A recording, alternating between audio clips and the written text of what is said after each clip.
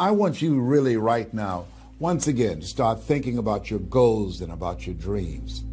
And as you begin to envision them, one of the things that I think that's very important that we have to always go back to, as you look at your goals and dreams, and I want you to expand them, and it's very important to realize that I found that most people fail in life, not because they aim too high and miss.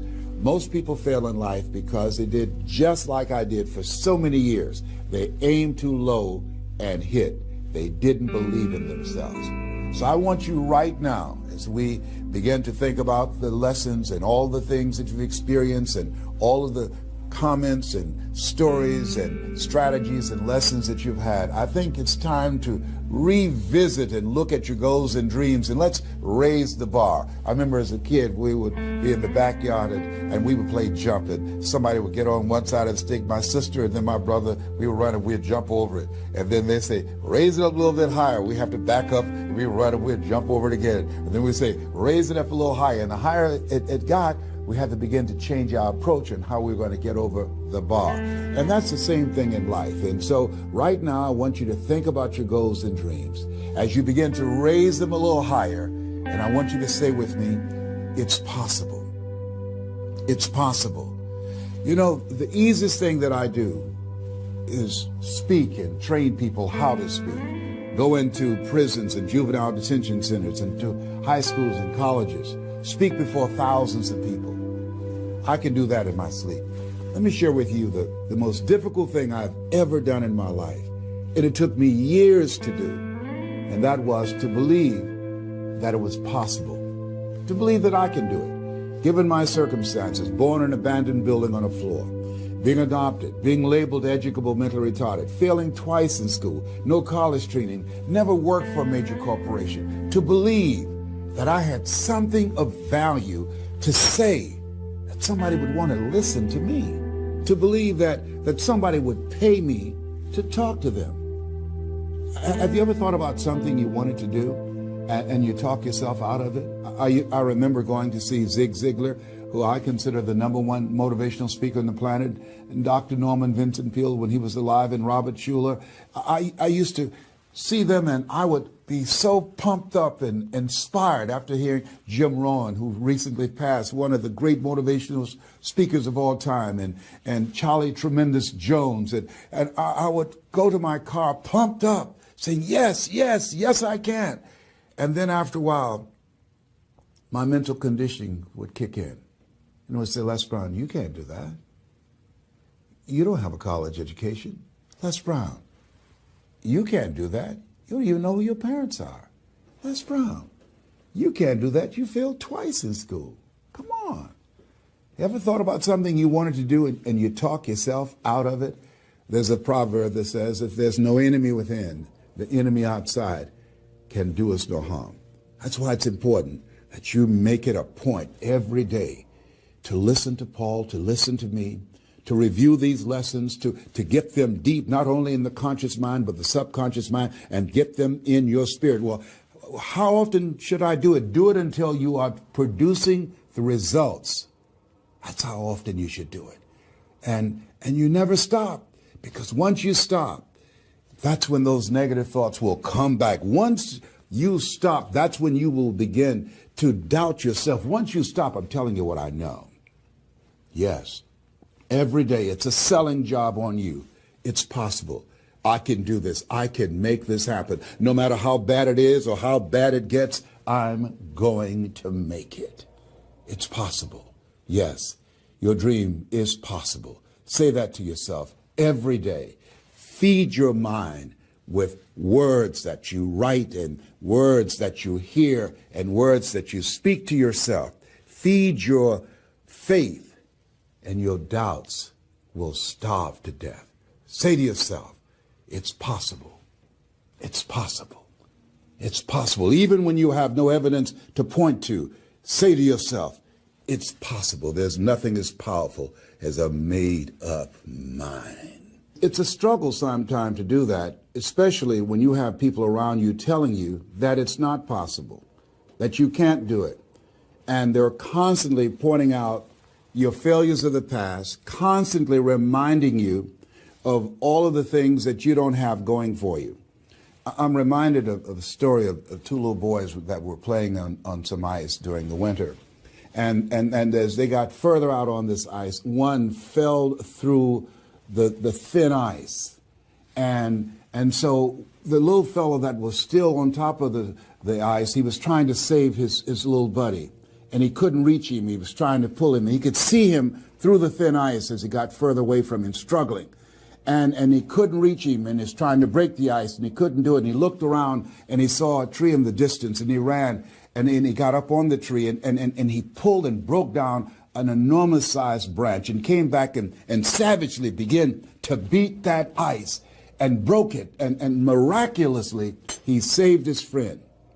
And when the paramedics came, and they were able to revive this little boy, they were scratching their heads. They're trying to figure this out. Said, how could this little pruny fellow go up in a tree and break off a branch this size and then come back and beat and break the ice and save his friend? They thought it was just miraculous. It was baffling. And an old guy who was there said, I can tell you how he did it. And they said, how? How did he do it? And he said, there was no one here to tell him that he couldn't do it. Whoa. What could you do? What could I do? What could all of us do if we did not have the naysayers in our lives? That we believe naively, like that little boy, that it was possible. What would you do if failure was not on the table? Do you realize that 87% of people allow the fear of failure to outweigh their desire to succeed, because they've been convinced by the evidence, by being practical, by being logical, by being realistic. I did that. Leslie, yes. You're going to speak for corporations, yes. Leslie, do they have a college education? Yes. Do you? Wesley, you know that I don't have a college education. Leslie, are these people experienced? Yes. Are there people with PhDs and MBAs that they could choose rather than choose you? Yes. So you don't have a college education. You have no experience. You're talking about becoming a speaker, and they're going to reach over people with PhDs and MBAs and years of experience and choose you. Are you being realistic? Come on, Leslie. Come on, Leslie. You can't do this. My brother, he's a wonderful person. And he constantly reminded me that I couldn't do what I'm doing now. But that really wasn't the bad part. The real bad part was I convinced myself that I couldn't do it. Not only because of those things that he pointed out, being practical and realistic, but also that within myself, I didn't believe what Mike Williams, my mentor, said was possible for me. Have you ever had somebody who believed and saw something for you that you didn't see for yourself? And here's how I escaped that. I discovered that sometimes you have to believe in somebody's belief in you until your belief kicks in. So here's what I am believing for you. The goals that you right now have, the things that you have envisioned for yourself, this is a reflection. What you've done thus far and what you are engaged in doing is what's possible for you right now. But there's even more. You don't even know what's in the future. Eye has not seen, ear has not heard. If you believe in yourself, if you constantly remind yourself after every defeat, after every setback, every time you get knocked down, I've got a saying, if life knocks you down, try and land on your back, because if you can look up, you can get up. See, a lot of people, because of failure, they stop believing. Let me share something with you. You will fail your way to success. Yes. 8 out of 10 millionaires have been financially bankrupt. You will fail your way to success.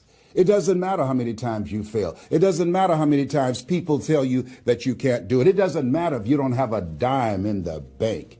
You will fail your way to success. What's very important is you're believing in yourself. You're constantly saying, somehow, some way, I'm going to make it. I remember a lady out of Detroit, Michigan. They call her Martha Jean the Queen. And she had a motivational message she gave all the time on the radio. And the question she would ask was, Do you really want to win? Do you really want to win? And she said, if you really want to win in life, you've got to believe in yourself when no one else does. You've got to believe in yourself. See, it's easy to believe in yourself and to have faith if you have a good bill of health, if your relationship is working out fine, if you have money in the bank, if you have a secure job, if your mortgage note is paid current, if the children are acting like they have good sense. It's easy. If you go to a doctor, they say, oh, you're doing real good. I'll see you next year. It's easy to have faith then. Let me tell you when it's really tough to have faith. When you lose your job, when you lose your retirement, when you go to the doctor and they look at you and say, you have cancer. Cancer is the most feared word in 7 different languages. That's when it's tough to have faith then. And that's when you need to call on your faith then. They said faith is the oil that takes the friction out of living. That's when you need to believe in yourself then and judge not according to appearances and say to yourself, it's possible. It's possible. I can make it. It's possible. I'm going to get through this. It's possible. I'm not going to allow this to get the best of me. Yeah. I don't know what you're up against. I don't know what you're facing, but here's what I do know. You've got something special. You've got greatness in you. And I know it's possible that you can live your dream.